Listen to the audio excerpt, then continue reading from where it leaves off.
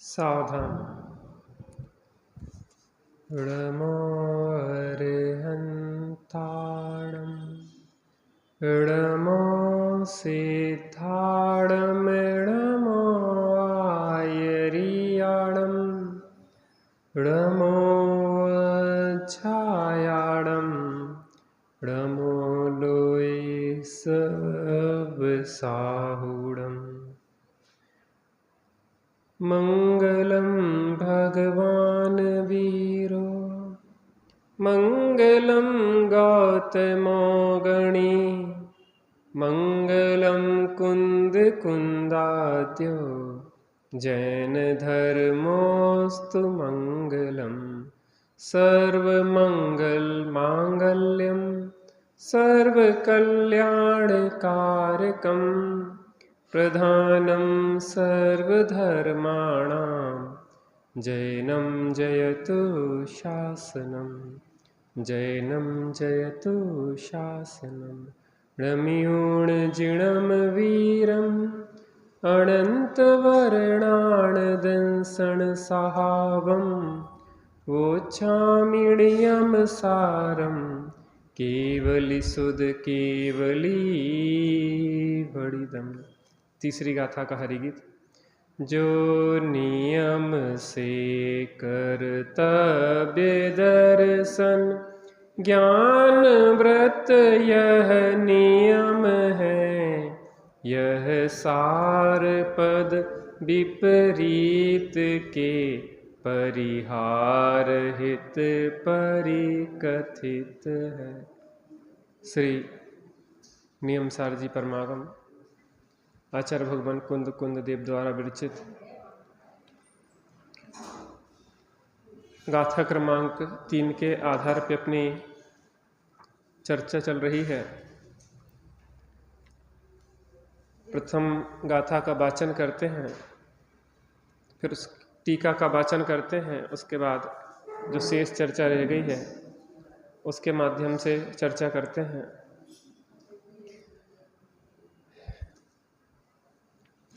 यहाँ इस गाथा में नियम शब्द को सार शब्द क्यों लगाया है, उसके प्रतिपादन द्वारा स्वभाव रत्नत्रय का स्वरूप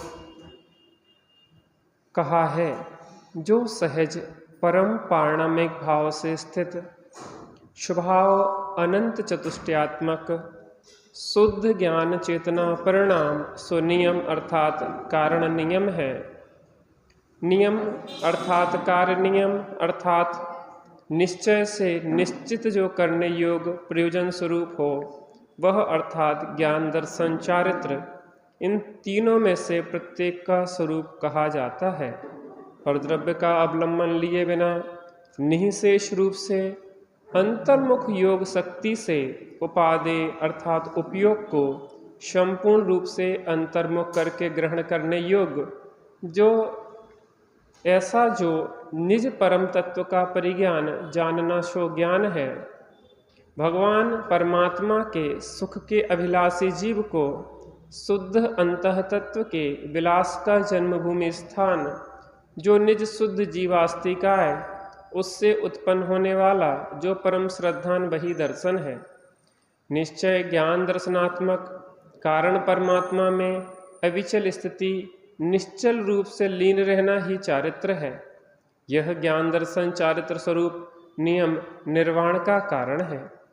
उस नियम शब्द को विपरीत के परिहार हेतु सार शब्द जोड़ा गया है। यहाँ पे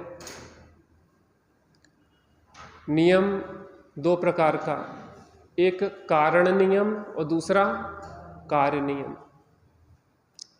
कारण नियम को परम पारणामिक भाव से स्थित स्वभाव अनंत चतुष्टयात्मक शुद्ध ज्ञान चेतना परिणाम, इन तीन चीज़ों से अभिहित किया है। तीन शब्द कहे हैं, कौन कौन से? कौन कौन से?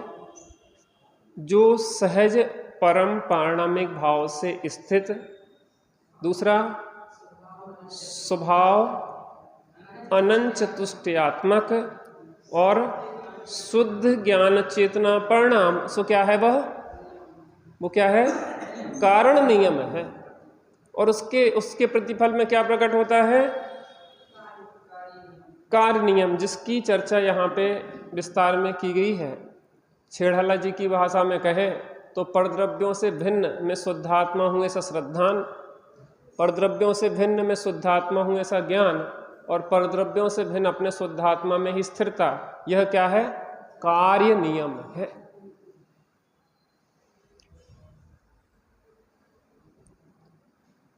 यह ज्ञान दर्शन चारित्र स्वरूप नियम निर्वाण का कारण है। किसका कारण है? थोड़ी आवाज भैया गूंज रही, तेज हो रही, थोड़ी सेट करो इसको, आवाज एकदम स्पष्ट आए जिसमें। हाँ, तो यहाँ क्या कह रहे हैं? यह ज्ञान दर्शन चारित्र स्वरूप नियम निर्वाण का कारण है। ट्रबल कम करो, बेस बढ़ाओ हल्के। क्या कह रहे हैं? यह ज्ञान दर्शन चारित्र स्वरूप नियम निर्वाण का कारण है। काय का कारण है? निर्वाण। और निर्वाण अर्थात मोक्ष का कारण है। कौन है मोक्ष का कारण? वह ज्ञान दर्शन चारित्र। कौन सा ज्ञान दर्शन चारित्र?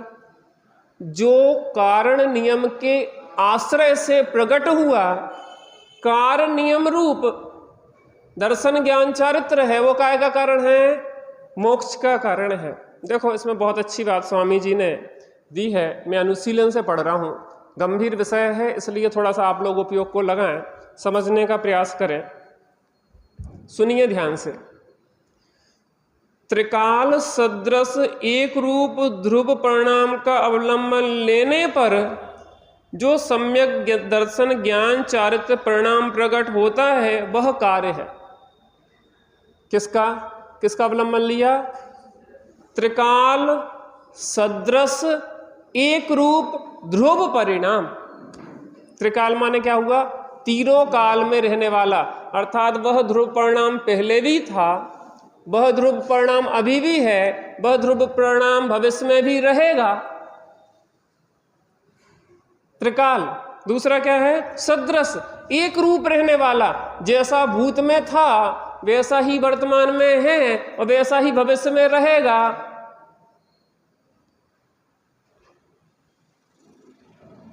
एक रूप, एक रूप, पहले भी ध्रुव था, अभी भी ध्रुव है और भविष्य में भी ध्रुव रहेगा। वह ध्रुव परिणाम, एक रूप रहने वाला वह परिणाम, वह एक ज्ञायक भाव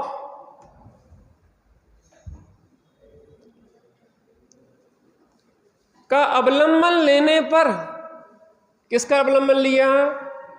त्रिकाल सदृश एक रूप ध्रुव परिणाम का अवलंबन लिया तो क्या होता है उससे प्रकट?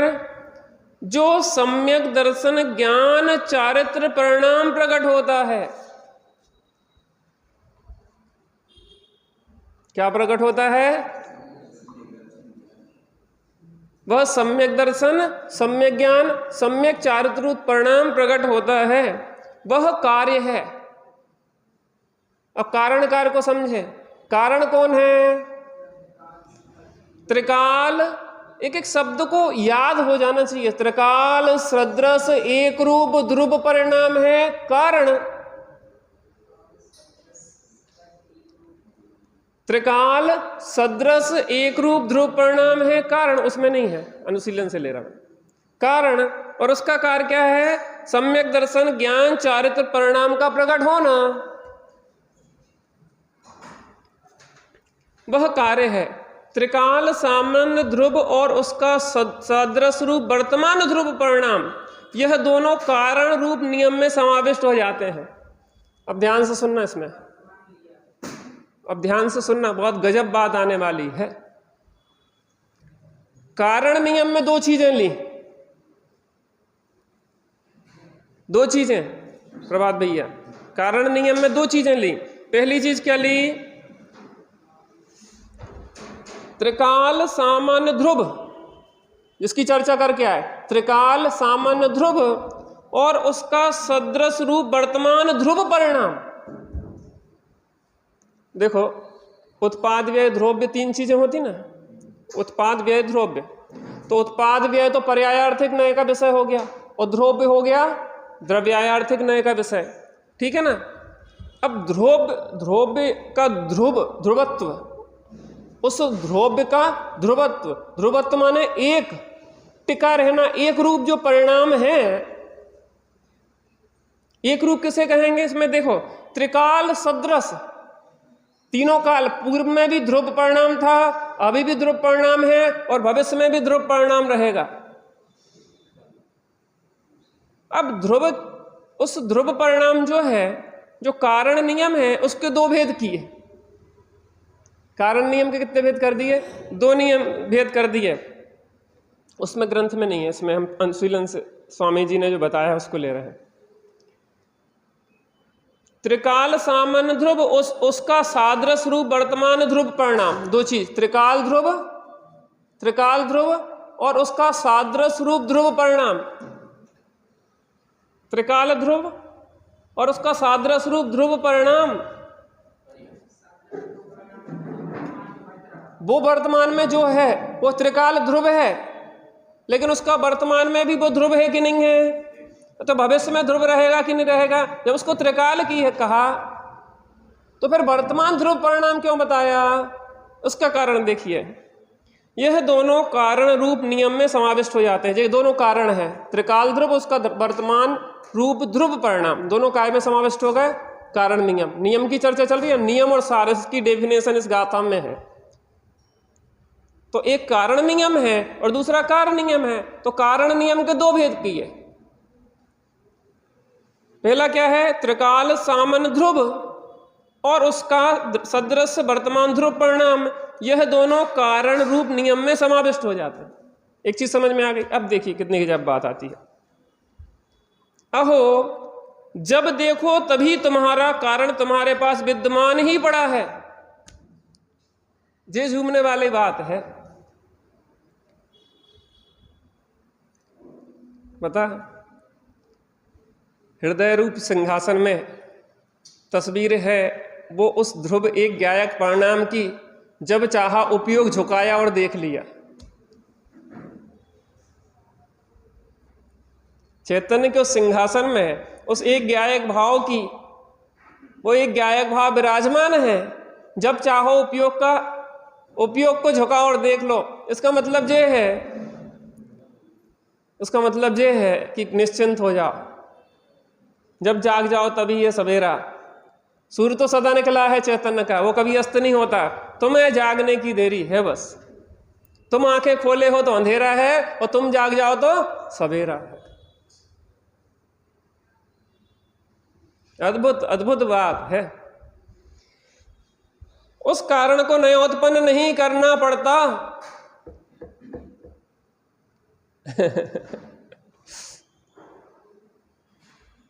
वो ना हो तो किसके आधार से उत्पन्न हो परिणति में शुद्धता? वो एक रूप ना हो तो उसके आश्रय से कैसे सम्यक रत्नत्रय की परिणति उत्पन्न होए? वो ना हो तो किसके आश्रय से सुखी होए? सदा सबके पास मौजूद है, देरी काय की है? उपयोग को झुकाने की। शांति पथ प्रदर्शन में एक गजब दृष्टांत दिया। एक लड़का वेश्याओं के चक्कर में पड़ गया, सेठ घराने का लड़का, बिना संस्कार, बिना की सुविधाएं पतन का कारण है, इसलिए ज्यादा पैसा हो जाए तो व्यक्ति व्यसनों में पड़ जाता है, शराब में, वेश्याओं में, सब व्यसनों में पड़ जाता है। इसलिए सावधान, पैसा अपने साथ व्यसन भी लाता है अगर संस्कार विहीन होए तो। बच्चों को धन देने के पहले संस्कार दे देना, नहीं तो आपका नाम बदनाम करेंगे। तो बिगड़ गया, वेश्याओं के चंगुल में फंस गया। सेठ जी ने सोचा कि अच्छी सर्वांग गुण संपन्न धर्मात्मा कन्या से इसका विवाह कर दें तो इसके व्यसन दूर हो जाए, वेश्याओं के पास जाना बंद हो जाए। तो वेश्याओं को जैसे ही पता पड़ा कि सर्वांग सुंदर गुणवान कन्या से विवाह हो गया, तो उन्होंने सोचा अब तो हमारी दुकानदारी बंद हो जाएगी। तो उन्होंने एक युक्ति सोची, युक्ति क्या कहें, कुयुक्ति सोची। उन्होंने कहा कि स्वामी, इतने समय से आपका हमारा प्रेम रहा है, मुझे रात्रि में एक स्वप्न आया है। कहने लो प्रिय, बोलो क्या बात है? कहने लगे तुम्हारी जो पत्नी है, अगर तुम उसका चेहरा देखोगे तो तुम्हारी दोनों आंखें फूट जाएंगी। क्या हो जाएगा? तुम्हारी आंखें फूट जाएंगी। तो तुम एक बात का ध्यान रखना, जब भी उसके पास जाओ तो आंखों पे पट्टी बांध के जाना। क्या करके जाना? आंखों पे पट्टी बांध के जाना। तो वो जब भी घर जाता था तो क्या करता था? आंखों पे पट्टी बांध के जाता था। अब कितनी ही सुंदर होए और जिसकी आंखों पे पट्टी हुए तो उसको कैसे दिखाई दे? ध्रुव कारण परमात्मा अनादिकाल से विद्यमान है, उसके बाद भी 4 गति 84 लाख योनियों के अनंत धक्के खा रहा है जो चेतन।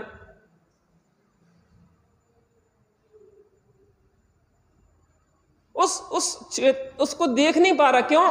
कि ये विभ्रम की आड़ी चादर एक बीच में आ गई है, बस वो देखने नहीं दे रही। इसलिए आचार्य देव ने कहा कि विभ्रम की आड़ी चादर को समूलता डुबो के सुख शांत रस से लवालब यह ज्ञान सागर आत्मा। सुख शांत रस से लवालब भरा हुआ है। विभ्रम की चादर हटा सर्वांग प्रगट आत्मा। एक भ्रम की चादर को ऐसा हटाया और सर्वांग प्रगट हो गया वह आत्मा। इस लोक के सब भव्य जन एक साथ नहाइए, इसमें मगन हो जाइए और इसमें मगन हो जाइए। पत्नी भी चतुर थी, होशियार थी। उसने कहा, स्वामी मुझे पता है कि आपको किसी ने बताया है कि मुझे देखने से आपकी आंखें फूट जाएंगी, अंधे हो जाओगे, तो एक काम करो, एक आंख से देख लो। दोनों से नहीं देखो, पूरा अंधे हो जाओगे तो हम भी नहीं चाहते। एक आंख ही तो जाएगी, एक से तो फिर भी बराबर दिखेगा कि नहीं दिखेगा। अब उसके सेवा से, उसकी वाणी से, उसकी मधुरता से, सद्गुणों से तो प्रभावित था ही।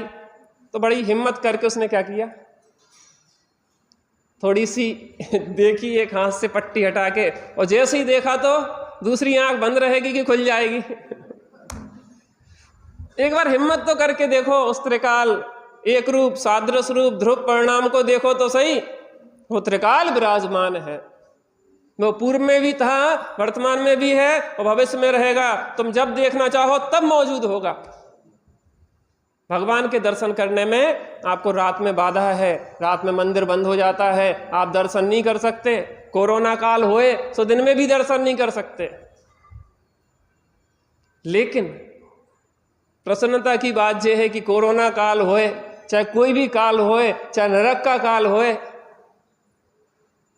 चाहे पंचम काल होए, कोनो काल है, उस त्रिकाल एक रूप ध्रुव ज्ञायक परिणाम को देखने में, उस ध्रुव एक रूप ध्रुव ज्ञायक परिणाम को देखने में कोई भी काल बाधक नहीं है। स्टूल यहां से उठा लो बेटा, तकलीफ हो जाएगी ना। अरे नहीं, व्यवस्था कर दिया करो, कुर्सी वगैरह कम पड़ जाती है। पंडित साहब इस चीज को कहते थे कि 2-4 एक्स्ट्रा व्यवस्था करके रखो। आप जैसे किसी भोज करेंगे, भोजन करवाएंगे, तो 100 लोगों का लगभग अनुमान हो आपको कि 100 लोग आएंगे, तो कितने लोगों की व्यवस्था करेंगे? 90 की कि 125 लोगों की, कि 10-25 लोग भूल से आ गए। ये सभा पता समोसण में ऐसी व्यवस्था होती कि कितने ही आते जाओ, सब अपने आप समाते चले जाते। इतनी व्यवस्था पहले से अपन को करना चाहिए। वैसे भैया लोग बहुत अच्छी व्यवस्था सब करके रखते हैं, फिर भी थोड़ी सी बहुत अच्छे हैं आप लोग। लेकिन हमें ये रहता कि पता थोड़ी देर आप नीचे बैठ जाएंगे और कमर में है तकलीफ, तो 4 दिन तक आप उठ नहीं पाएंगे, आपको इतनी तकलीफ बढ़ जाएगी। थोड़ी सी लापरवाही आपको तकलीफ में ले जाएगी। इसलिए शरीर के प्रति भी लापरवाही नहीं करो, क्योंकि यह अपनी आत्मा की आराधना में एक साधन है। तो त्रिकाल ध्रुव परिणाम जो एक रूप सदृश है वो सदा विराजमान है। बस करना क्या है? दृष्टि झुकाना है। नहीं किया था बंद मैंने। कोई ऐसी बात नहीं थी ना वो। बात समझ में आई कि नहीं आई? तो क्या गजब बात कह रहे हैं। अहो जब देखो तभी तुम्हारा कारण तुम्हारे पास विद्यमान ही पड़ा है, उस कारण को नया उत्पन्न नहीं करना। पता कार्य नियम तो प्रकट होगा, कार्य नियम तो प्रकट होगा, लेकिन कारण नियम को प्रकट नहीं करना। वो सदा है, वो सबके पास है, निगोदिया के पास भी है। असेनी जीव के भी पास है, लेकिन उनमें वो सामर्थ्य नहीं है। लेकिन हम में सामर्थ्य है ना, जो भी सेनी पंचेंद्री है उनमें सामर्थ्य है। और जब चाहे तब देख लो, कोई काल की बाधा है, कोई द्रव्य क्षेत्र काल भाव की बाधा नहीं है। त्रिकाल निरावरण एक रूप वह ध्रुव परिणाम, उसके आश्रय से कार्य प्रकट हो जाता है। कारण शोधने के लिए, खोजने के लिए कहीं जाना पड़े ऐसा नहीं है। भगवान के पास भी नहीं रखा। और हमारे भगवान तो ये कहते हैं कि हमने भी उस एक रूप ध्रुव परिणाम को देखा तो हम सुखी हुए, और तुम भी हमें देख के अगर उस एक रूप ध्रुव परिणाम को देखते हो तो सच्चे दर्शन किए, और अगर उसको नहीं देखा तो तुमने हमारे दर्शन भी नहीं किए। जो जानता अरिहंत को द्रव्य गुण पर्याय से, वह जानता निज आत्मा दृग मोह उसका नाश हो। अरिहंत को तभी जाना कहलाएगा कि जब अपने को जान ले। जब अपने को जान ले तभी सच्चे दर्शन हुए अरिहंत भगवान के, नहीं तो मात्र रूढ़ी से दर्शन हुए। पता, सुबह से अपन जिन मंदिर में दर्शन पूजन करते हैं, प्रक्षाल करते हैं, जो कोई रूढ़ी नहीं है, जो बहुत वैज्ञानिकता है, जो हमारा लक्ष्य है। कोई यात्री जब भी किसी यात्रा पे निकलता है तो सबसे पहले उठ के अपना लक्ष्य याद करता है कि हमें शिखर जी जाना है। पहले के जमाने में बैलगाड़ी से जाते थे ना, तो महीनों लग जाते थे, तो सबसे पहले उठता था कि अब हमें शिखर जी जाना है, फटाफट उठो, तैयार हो, शिखर जी की तैयारी। हमारा लक्ष्य है वो मुक्ति, परिपूर्ण सुखमय दशा। और परिपूर्ण सुखमय दशा में जो विराजमान है उनके प्रति भक्ति आए बिना रहती नहीं है, उन्हें देखे बिना रहा नहीं जाता है। शीलवान स्त्री सबसे पहले अपने पति के सन्मुख जाती है, उसके पैर छूती है, और पति के तो छूती है, पति को जिस गुणवान पति को दिया है उन माता पिता के भी छूती है। बता, पति तो हमारा ध्रुव एक रूप ज्ञायक परिणाम है, लेकिन पंच परमेष्टि उनके पति के माता पिता तुल्य है, देवशाद गुरु, उनके प्रति भी सहज बहुमान आता। अगर वो नहीं होते तो इतना गुणवान पति कैसे मिलता। व्यवहार परमार्थ की संधि है। अभी व्यवहार रत्नत्रय का भी निषेध करने वाले हैं, लेकिन देखो इतना मजा है, एक एक चीज को समझने लायक है, कितनी गंभीरता गहराई है। हाँ, ऐसे का ऐसा ध्रुव जब देखो तब वर्तमान में तुम्हारे पास ही पड़ा है। त्रिकाल ध्रुव है ना, तो त्रिकाल ध्रुव वर्तमान ध्रुव है कि नहीं है उसका? तो वर्तमान में ध्रुव है कि नहीं है? ज्यों का त्यों है कि नहीं है? परिपूर्ण है कि नहीं है? सबके पास है कि नहीं है? सदा है कि नहीं है? देर किस बात की है? किसको करना है? कब कब?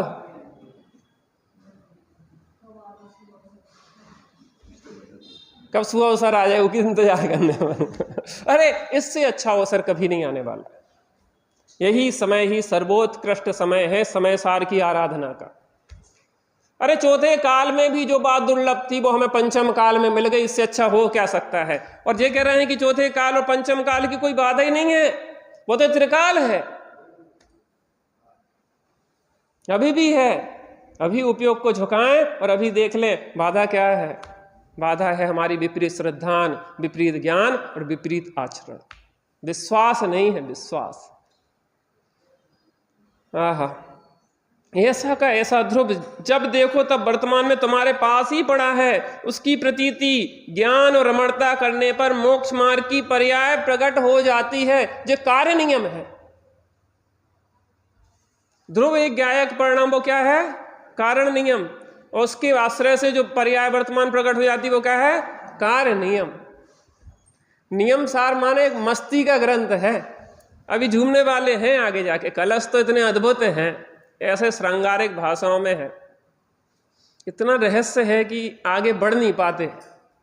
हम बहुत सोचते कि जल्दी जल्दी कर लें, लेकिन एक एक शब्द में बहुत गंभीरता है, बहुत गहराई है।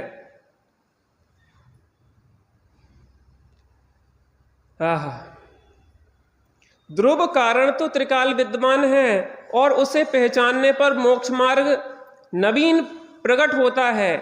मोक्ष मार्ग तो कार्य नियम है। मोक्ष मार्ग क्या है? कार्य नियम है। और ध्रुव स्वभाव कारण नियम है। कारण नियम को करना नहीं पड़ता।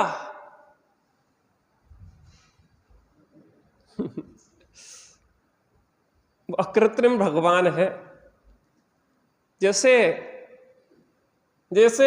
नंदीश्वर द्वीप में अकृत्रिम जिन बिंब विराजमान है, ऐसे ही वह अकृत्रिम चिद बिंब विराजमान है सदा सबके पास। बनाना नहीं है, निर्मित नहीं करना, कृत्रिम नहीं है। जो रत्नत्रय की पर्याय प्रकट होगी वह कृत्रिम होगी, लेकिन जो ध्रुव ज्ञायक परिणाम है वो कैसा है? अकृत्रिम है। आपको महिमा नहीं लगती कि हमारी चर्चा चल रही? कैसा रस है, कैसी अद्भुत है। अद्भुताम अद्भुत, ऐसी बात तो काने पड़ना दुर्लभ थे। हम महाभाग्य हैं कि जो उन इस वर्तमान कितने 700 करोड़ लोग हैं इस विश्व में, और जिसमें 1-8 लाख लोग इस तत्व ज्ञान के रसिक हैं। इस 700 करोड़ में उन थोड़ी सी गिनती में हमारा नाम है, जो ये बातें हमारे कान में पड़ रही हैं।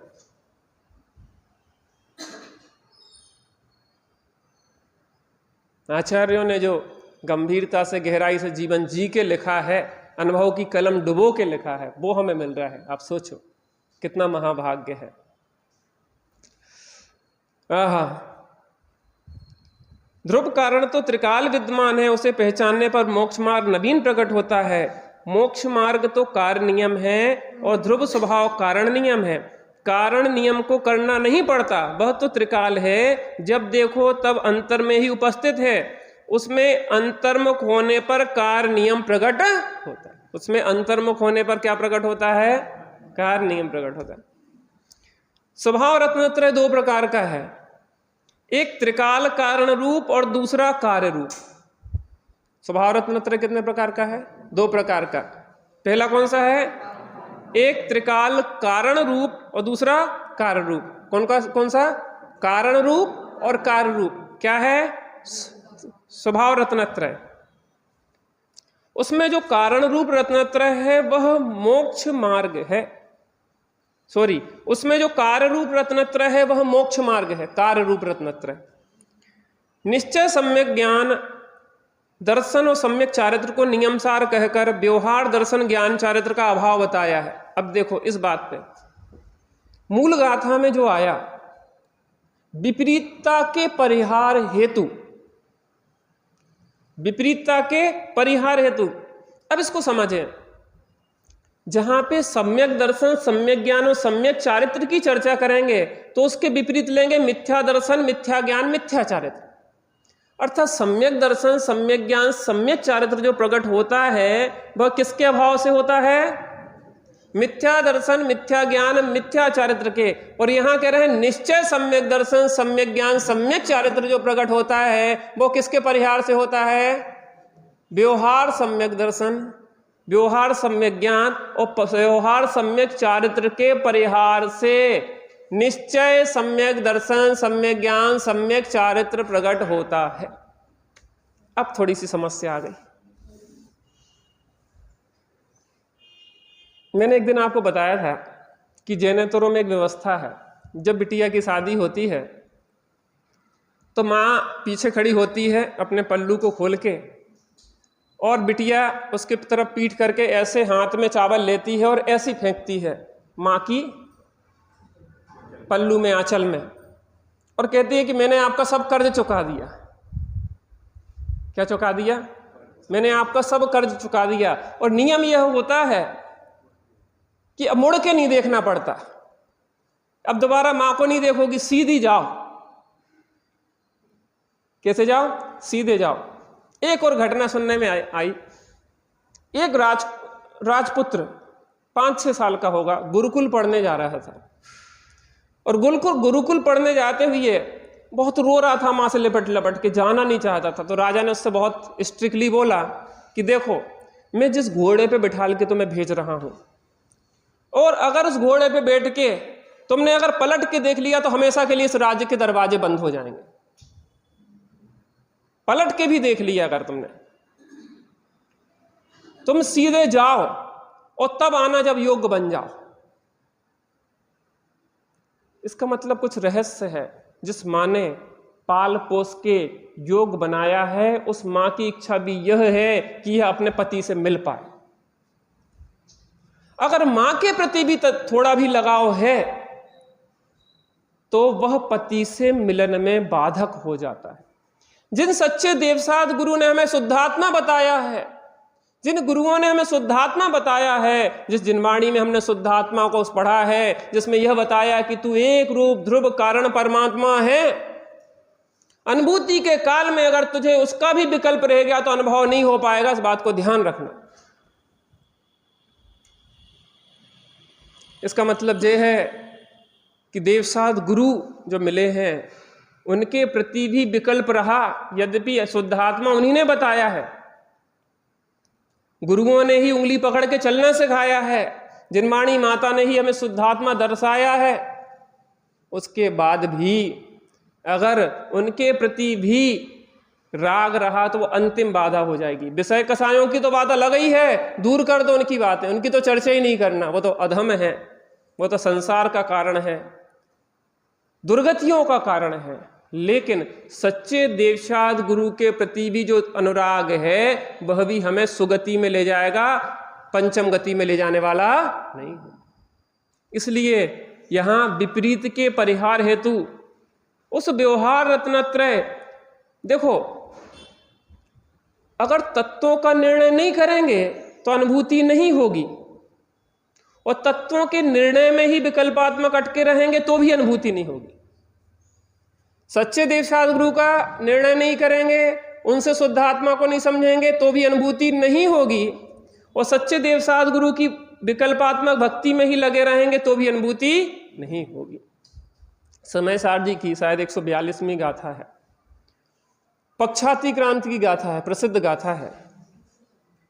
144 है, 144 होगी, देख लेना। पक्षाति क्रांति, जिसके ऊपर 23 करस लिखे अमृतचंद स्वामी ने। उसमें बहुत गजब बात है। पक्षाति क्रांति का मतलब क्या है?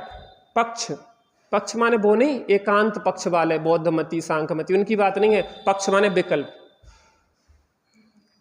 मैं नित्य हूं, मैं अनित्य हूं, मैं एक हूं, मैं अनेक हूं, मैं सत हूं, मैं असत हूं, ये विकल्प, जब तक ये भेद रूप विकल्प भी रहेंगे तब तक आप पक्षातिक्रांत माने विकल्प अतिक्रांत नहीं कर पाएंगे।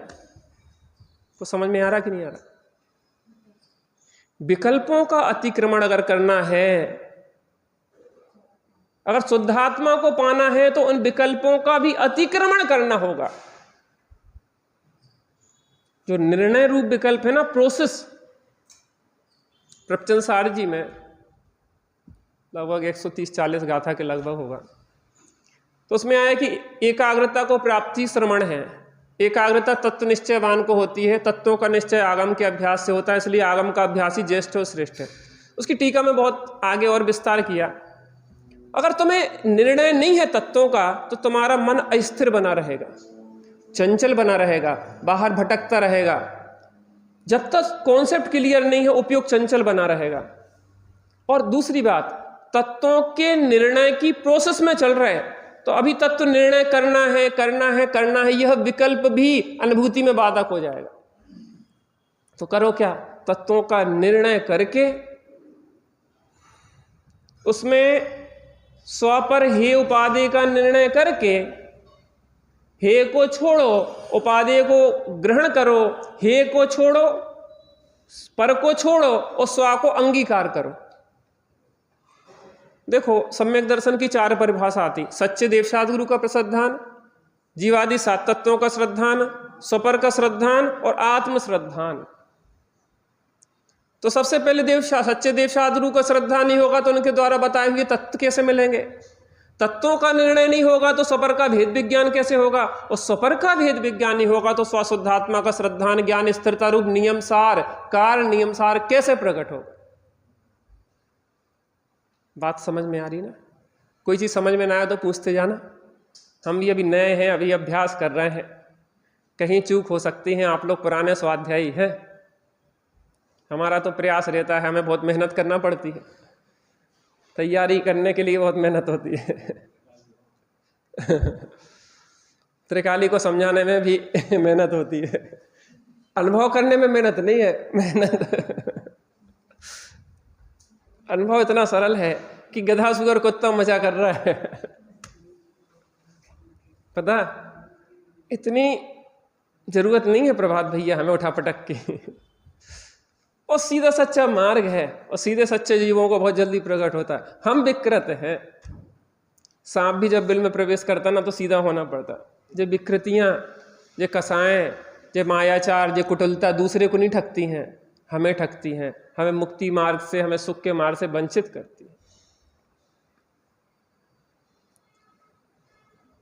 अंतिम पंक्ति पे चर्चा आज विस्तार में हो गई अनुशीलन से। अब ग्रंथ पे आ जाते हैं, अंतिम पंक्ति पढ़ लेते हैं। यह ज्ञान दर्शन चारित्र स्वरूप नियम निर्वाण का कारण है। उस नियम शब्द को विपरीत के परिहार हेतु सार शब्द जोड़ा गया है। इस लगभग 1.25 पंक्ति पे आज की चर्चा रही अपनी केंद्रित। दो चीजें समझी अपन ने, कारण नियम और कार्य नियम। कारण नियम में त्रिकाल, ध्रुव, एक रूप, सदृश रूप और उसका वर्तमान ध्रुव परिणाम, जो दो कारण नियम हुई है, और जो सम्यक रत्नत्रय की पर्याय प्रकट होती है वह कार्य नियम। दूसरा विपरीत का परिहार, माने जब सम्यक दर्शन ज्ञान चारित्र कहेंगे तो मिथ्या दर्शन ज्ञान चारित्र के परिहार पूर्वक, और जो निश्चय सम्यक दर्शन ज्ञान चारित्र कहेंगे तो व्यवहार सम्यक दर्शन ज्ञान चारित्र के परिहार पूर्वक। और उसकी क्या विधि है, उसकी विधि की चर्चा अपन ने यहाँ पे की है। अभी 2 मिनट है, इसके ऊपर एक रचना, पूरी इस टीका के ऊपर एक रचना बड़े पंडित साहब ने लिखी है, उसकी कुछ पंक्ति अपन पढ़ते हैं तो इसका पता पड़ेगा कि जब स्वाध्याय करते गहराई से तो उन रचनाओं का भाव भी पता पड़ता है। देखो इसकी किस प्रकार से इसमें शब्द आते हैं। अहो चैतन आनंदमय सहज जीवन हमारा है। ये किसकी चर्चा है? त्रिकाली ध्रुव ज्ञायक परमात्मा की चर्चा करन, कारण नियम की चर्चा। अहो चैतन्य आनंदमय सहज जीवन अनादि अनंत पर निरपेक्ष। जो सम्यक दर्शन की चर्चा आई ना, वो पर निरपेक्ष। आप देखो तो जब पढ़ोगे, पता एक इसमें अभी एक टीका होगी, पद्मप्रभ मल्लधारी देव लिखेंगे, तो उसमें एक जिनवाणी स्थिति है, मुक्ति बधू के मुख का दर्पण शांति सुधा बरसाए जनवाणी। वो पूरी की पूरी टीका है। मैंने आपको समझ में आएगा कि ज्ञानियों का अपना कुछ नहीं होता, सब यहीं का यहीं होता है। लेकिन अपनी सरल भाषा में समझा देते हैं, जब अनंत उपकार है उनका अपने पास। नहीं जन्मू नहीं मरता, नहीं घटता नहीं बढ़ता, अगुरु लघु रूप ध्रुव ज्ञायक सहज मुक्ति में व्यक्त है जैसा, यहाँ अव्यक्त है वैसा। 14वीं गाथा समय सार की। अबद्ध स्पृष्ट अनन्य नियत। 10:15 बज चुके हैं, थोड़ी देर बैठते हैं।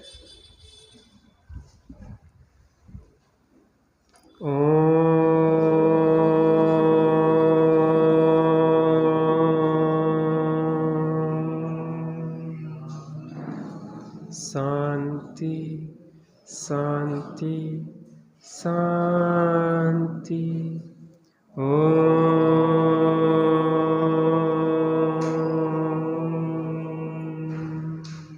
शांति शांति शांति।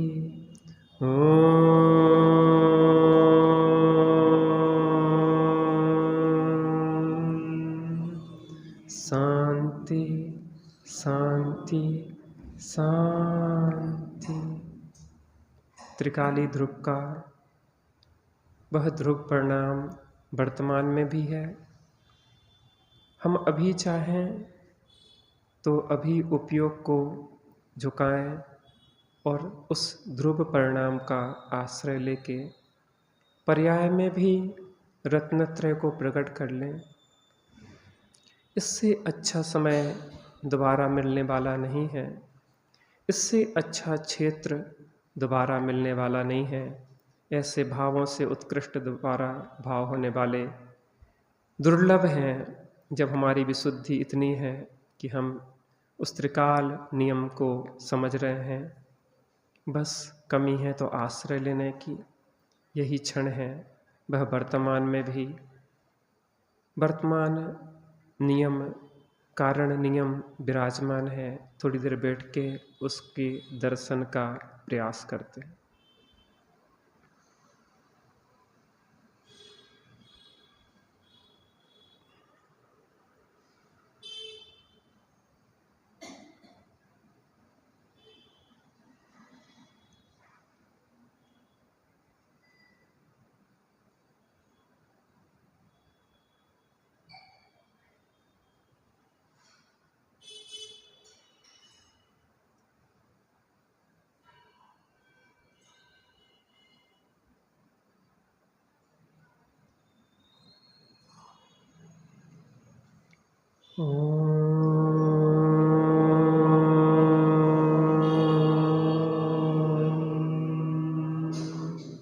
शांति शांति शांति।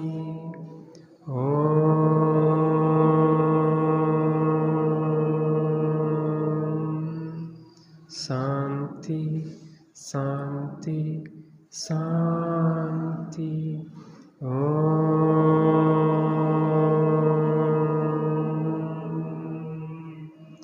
शांति शांति शांति। सहजाल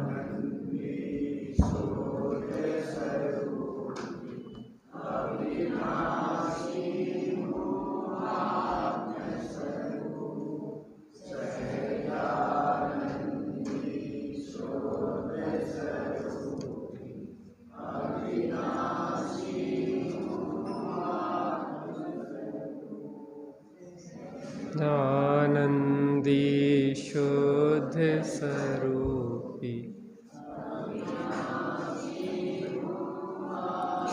देखिए, जिस स्तुति की मैं चर्चा कर रहा था वो आज वो वाली कर लेते।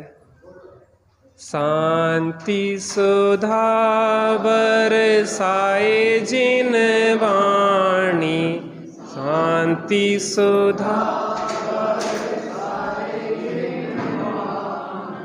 वस्तु स्वरूप बताए जिन वाणी,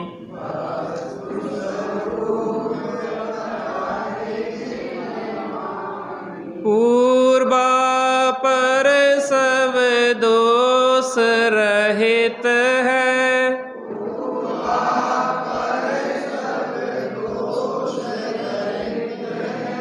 पाप क्रिया से शून्य शुद्ध है,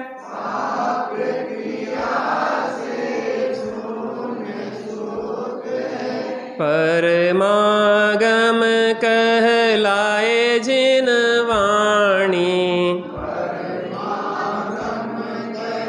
पेज नंबर 23 शांति सुधा बरसाए जिन वाणी,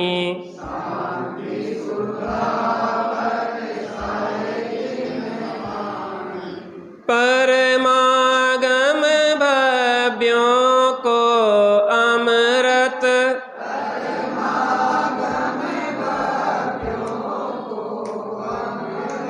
मुक्ति बधू के मुख का दर्पण,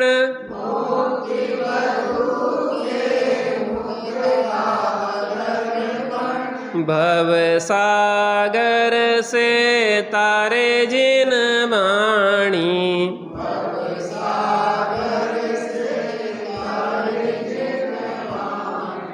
शांति सुधा बरसाए जिन वाणी।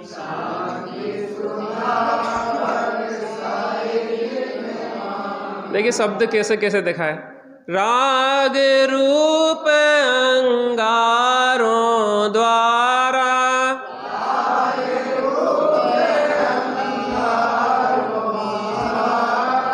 महाक्लेश पाता जग सारा।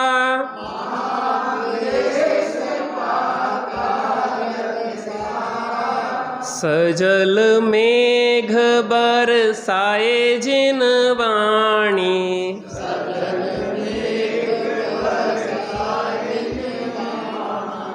शांति सुधा बरसाए जिन वाणी।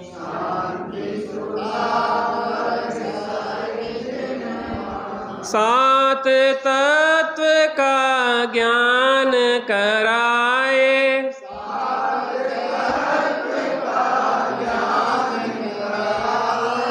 अचल बिमल निज पद दर्शावे।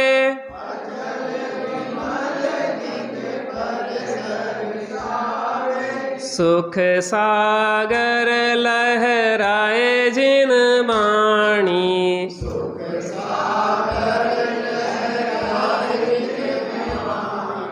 शांति सुधा बरसाए जिन वाणी। वस्तु स्वरूप बताए जिन वाणी।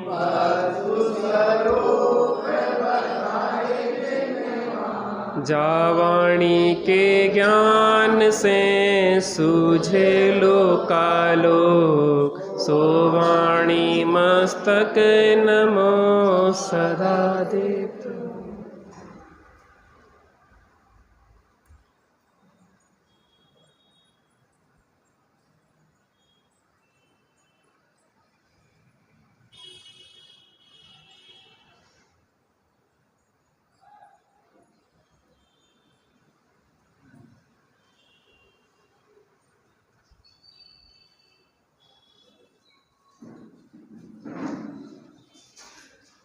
द्वादशांग वाणी माता की जय हो।